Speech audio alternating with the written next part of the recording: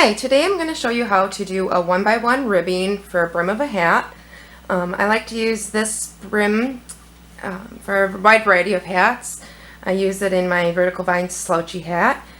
You can just use the brim itself though for the start of any type of beanie, and then just start doing an ewrap or a garter stitch. And I'm just going to show you how I do my cast on method for this hat, which involves ewrap cast on purl and then ewrapping around, and then we're going to do a knit one purl one for the ribbing. This is showing it on my new vertical vine slouch hat, and this is my netted mesh slouch hat, which I've used the same brim as for both of these hats. Typically for a brim of a hat, you can make them anywhere from about 1 inch to 2 inches, depending on who the recipient is. This brim is a brim that will not curl because of the combination of the knit and purls. It's a very beginner level brim to use for basic hats that doesn't curl, gives you a really nice appearance and look, and can work with a wide variety of stitch patterns for your hat body. So to begin for the hat, all we're going to do is ewrap cast on. Now to start, you can either put a do a slip knot and put it on peg 1, or you can simply wrap your working yarn around the little peg that's on your loom. That's sort of the purpose of this. I'm using a 30 peg 3/4 inch gauge Cindy Wood loom. This rib stitch, this 1x1 rib stitch, will work with any even number peg loom. You could use the 48 peg with 5/8 inch gauge, 1/2 inch gauge looms. As long as there's even numbers for the loom, this stitch works because it's a 1x1 ribbing, so it needs to be an even number. I'm just going to show you it on the 30 peg loom. This loom is usually used for toddler size between 2 to 6 years old, depending on the stitch used. I make a lot of hats on the 3/4 inch gauge loom for my son, who is 3. The 3/4 inch 30 peg, also the 44 peg 1/2 inch gauge is my favorite loom to use for him. Fits his head perfectly. So we'll start. So to start, we're just going to ewrap cast on. Excuse, my dog is barking in the background. He thinks he's tough. So I've wrapped the working yarn around the peg. I always use the colored peg as my last peg in the row. And all we're going to do is ewrap. So we're taking the yarn behind the peg, bringing it in front and wrapping it around. And we're going to do that to each peg in the loom. The yarn I'm using for this hat is Lion Brand Hometown USA. I think the color is called Little Rock Granite. It's a super bulky yarn. It works great. This super bulky, or even the bulky, works great with the 3/4 inch gauge. Even with the 5/8 inch gauge. If you're using a thinner gauge, you can use even a thinner weight yarn. Like the hats I showed you were just 1 strand of worsted weight yarn. A little bit of a heavier worsted weight yarn than some of them, but still just 1 strand. You can also double up strands of worsted weight yarn as well. So we're just going around the loom, ewrapping each peg, bringing the yarn behind the peg,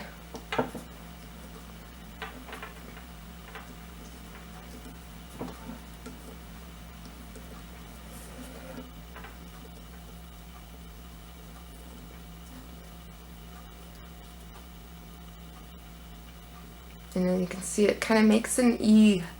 This is also referred to as the twisted stockinette. And now we do our last peg and we ewrap, and we have our cast on completed.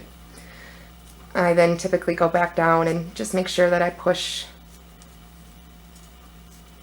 any of my stitches that are up, down. And now we begin the second row, or the first row. The ewrap cast on is considered the cast on. And for this, all we're doing is we're going to do a row of purl. So each peg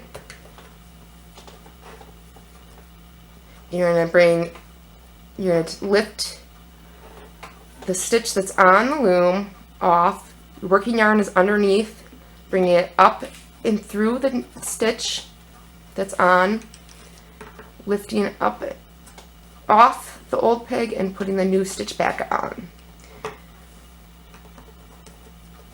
And you're working in the round, and you're simply going around and purling each peg. And now my cat seems to think he wants to be in the video. I'm an animal lover, if you haven't known that already.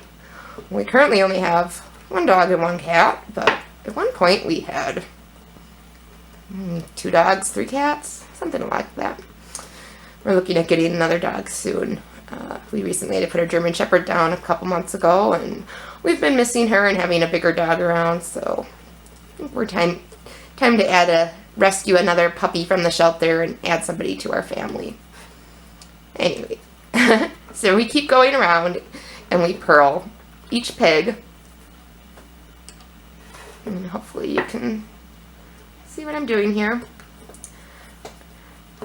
I actually find, for me, let's see if I can even get it in the shot, to purl, I hold my loom more like this and work upside down, and I've shown that in some other videos. We go around and we continue to purl.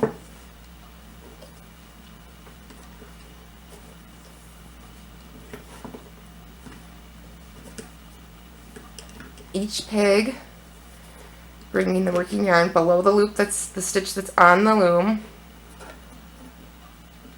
lifting it up, taking the previous loop back over,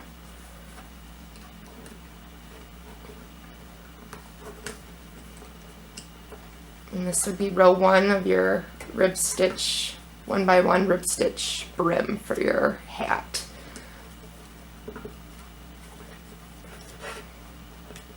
So if you're following a pattern, sometimes this is also called to ewrap and purl cast on, and they'll consider it part of the cast on, and then row 1 would start off with the actual pattern for the hat itself. So you just kind of have to pay attention to, if you're following a pattern, what the pattern notes say. Usually within the notes it'll tell you, and with the cast on method it'll tell you if the cast on method is, you know, ewrap purl or just ewrap cast on, and then starts with row 1 purl. So now that I'm showing you how to do this purl stitch, I'm going to finish going around and I'm going to purl up to this last peg, and then I'm going to show you the rest of the stitch. Okay, now we're back at the last peg of the row, which we're going to purl.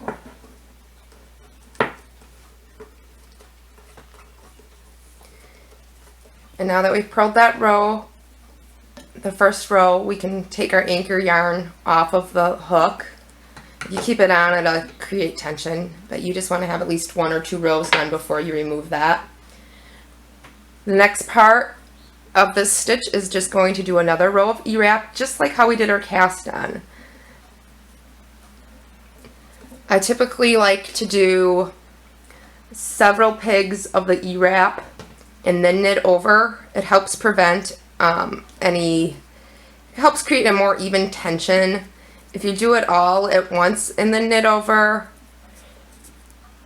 you can sometimes get a seam that is not very appealing. So you just go around for row 2, ewrapping each peg, and after you have about 5 or 6 done, 7, 8, whatever, you lift the bottom loop of the previous row, which was a row of purl, up over the top.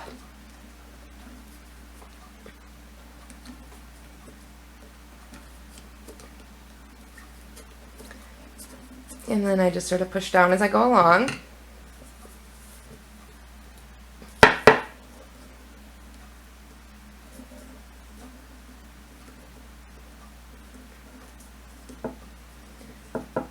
And so you're E-wrapping each peg in the around. It doesn't matter if you're doing it on a 30 peg loom or a 55 peg or 48 peg round Cindywood loom. Any of the round looms works with this cast on method. The only thing is with the rib brim, you want to make sure you have an even number of pegs.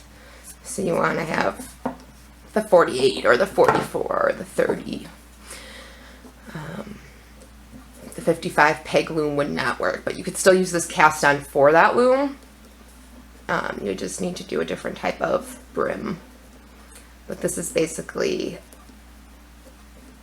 and now we're here at our last peg. We're E-wrapping that again. I'm going to go back and knit off all the pegs.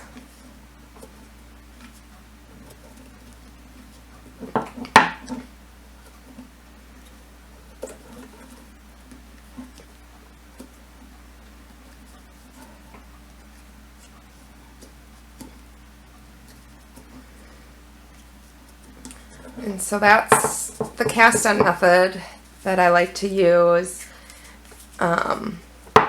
which is an E-wrap cast on and then a row of purl and knit. This working yarn, from when you cast on, you can pull back down through the loom. And that gives you kind of the effect and the look of doing like a chain cast on, except you don't have to use a crochet hook.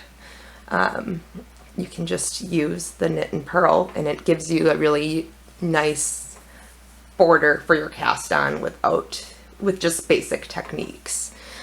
Saves a little bit of time.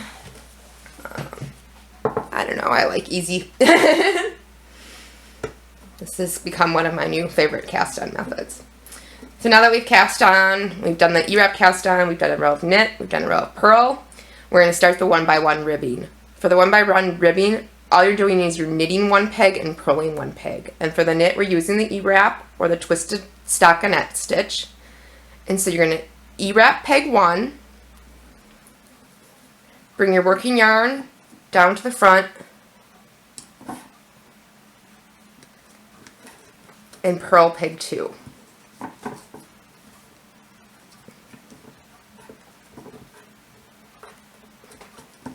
Now if you want, you can leave your E-wrap pegs on, so that way you know which ones you've done an E-wrap, so you don't lose track.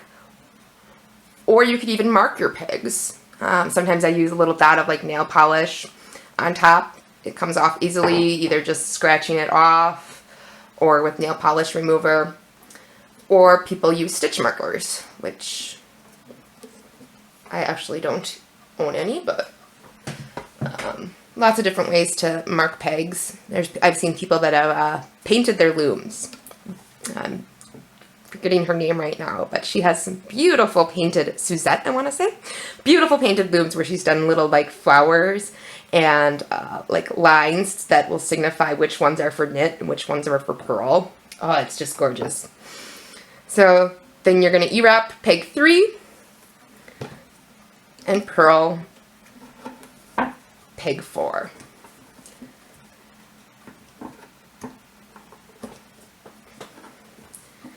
So the entire 1x1 ribbing, all you're doing is you're knitting 1, purling 1, knitting 1, purling 1.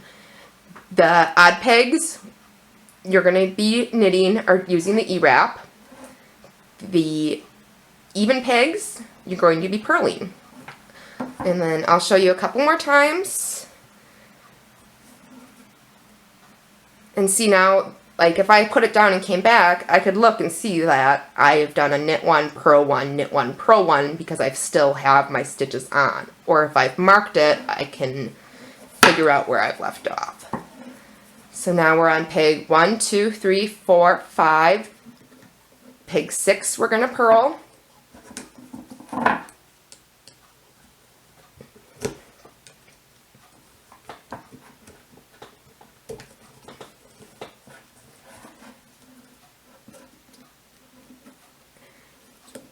And you just continue that process all the way around the loom. I'm going to knit off now. I'm going to do a couple more rows and then I will meet you back up and show you what it looks like once I have a couple rows completed. And I'll show you again once I get close to the end how you're going to end, because your first peg was a knit, you're going to end on a purl. So I'll show you that as well in just a minute. Okay, so we're back here. We're on the last two pegs. This would be peg 30, this would be peg 29. We're going to knit this peg using the ewrap, and then we're going to purl the last peg.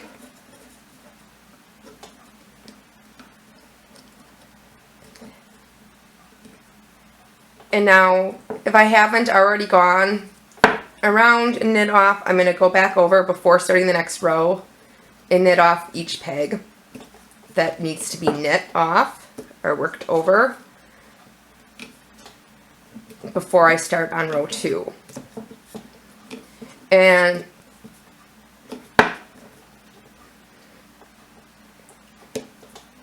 actually, row 1 and 2. Row 1 was the purl, row 2 was the knit. So we're starting with row 3. It doesn't really, if you're following a pattern. If not, just follow along this video. One thing I do want to mention is that if you do have an uneven number of pegs, you can still use this method. What I typically do is I add an extra purl stitch at the end of the row before I start on to my next row. So let's say there was 31 pegs in this loom. I would purl 30, 31, and then I would start with peg 1 doing the knit 1, purl 1. It would be a little bit uneven, but you can easily hide that at the back of a hat. So that is an option if it is an uneven number of pegs. So now we're ready to start on our next row, and we're doing the exact same thing. We're going to knit. We're starting with peg 1. We're knitting peg 1 using the ewrap, purling peg 2.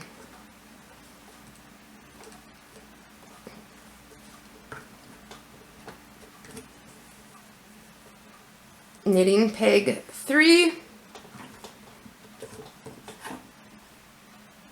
purling peg 4.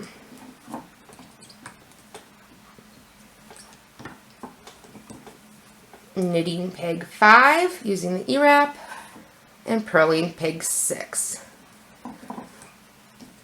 You go around like that, knitting a peg, purling a peg, all the way around the loom, and then again, when you get back, you're going to purl your last peg and begin a row of knit. Or your row, you're going to purl the last peg and begin with a knit stitch on peg 1, sorry. And you're going to knit, purl, knit, purl, knit, purl. And that does the 1 by 1 ribby. You can keep repeating that, and then like I usually take a tape measure and just measure using my tape measure how long I want it to be. Or if a pattern calls for it, it'll sometimes tell you how many times to repeat it. If you're not following a pattern, I'll just take my tape measure and measure. Like for this one, I just, while I was making it, I was like, well, I want it to be about 2 inches long. So I started working on it, and then while it was on the loom, I'd go back and tape measure it, which I'll show you in just a minute. After I'm going to do a couple more rows, and then I'll show you how I measure to decide when I want to start on the body portion of the hat. Okay, I've now completed several rows. I think I did about 5. I wasn't counting because I am not the best at always counting, which is why I like to use my tape measure. So when if I'm not following a pattern that calls for a specific number of rows, I rely on this instead of counting rows. What I do is, it's kind of hard to see. Let's see if I can. As I take it, and where it says 0, I line it up with the loom. And then where, I don't know if you can see that, I wanted this brim to be about 1.5 inches long, so I measure it, and it's now 1.5 inches. And so I'm going to stop working on it, and I'm going to start working on the body of the hat. I'll show you how to transition to the body for after doing the rib brim. But as you can see, you have a nice 1 by 1 ribbing when you have a row of knit, or a peg of knit stitch, 1 knit stitch, 1 purl stitch, 1 knit stitch, 1 purl stitch. One nice thing that I've learned is after you've done a couple rows, you can tell by looking at the inside of your loom which ones are knit and purl. So if you do lose track, your knit stitches are going to look opposite on the inside. So where it is knit on, let's say here we are on peg 1, we did a knit stitch. You can see that it's the bumpy ewrap stitch, but on the inside, the opposite of a knit is a purl, so it's going to look like a purl.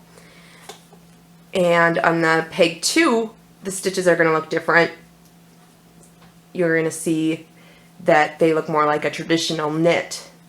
And then the front side, which will be your outside of your loom, they look like a purl. So that's just a method that I've like, you know, now let's say I'd put this away for a while. I can look at this loom and see that, oh, this is a purl stitch on the inside. And so I need to start with, you know, if I want to, or I can look at the stitches and go, oh, see, it's bumpy right here and raised like a ewrap. Just by looking at the stitches, I know that I can start with the knit one, purl one, if I wanted to add another row. But since I've completed, what I'm going to do is, the brim is now complete. It gives you a brim that looks like that, although this is a wider gauge, so it's a little bit different. A little bit thicker yarn that I'm using and a thicker brim.